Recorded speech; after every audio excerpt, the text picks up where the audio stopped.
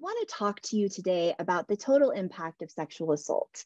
And that can mean so many things, but let's talk about the impact on your bottom line, your organization's reputation, your ability to recruit and retain top talent.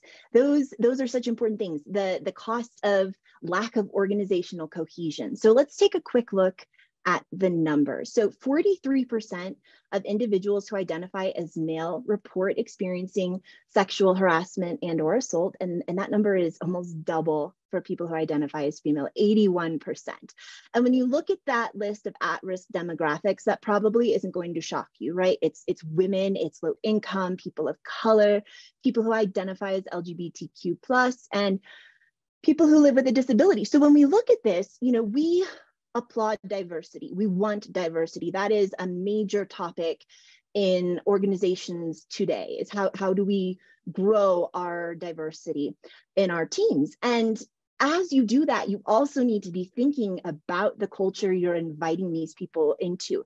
As you invite people of color to sit at the table, as you invite people who are part of the LGBTQ community or who live with a disability, you need to think about the culture you're bringing them into and make sure that the trickle down from the very top is healthy and is not hostile toward these individuals. So then when you look at the actual dollars and cents, right?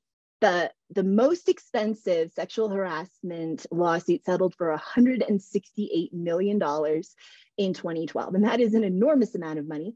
On average, you can expect one of those sexual harassment cases to cost you about $153,000.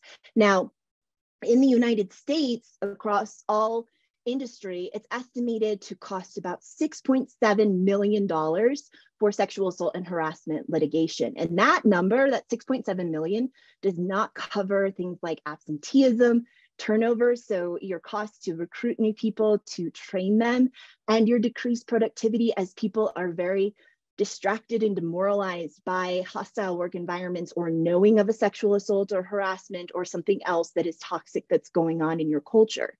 And the intangible cost, of course, is your organization's reputation, which in the era of LinkedIn and Glassdoor and social media, one incident that is handled poorly or a pocket of unhealthy culture in your organization can blow up and become national news overnight if that is not handled properly. It also, another intangible cost is getting good people on your team, getting them to join your company and stay there. If you don't have a healthy culture, that's going to be very hard to do. And of course, then you also have depression and anxiety, which isn't a cost we talk about a lot.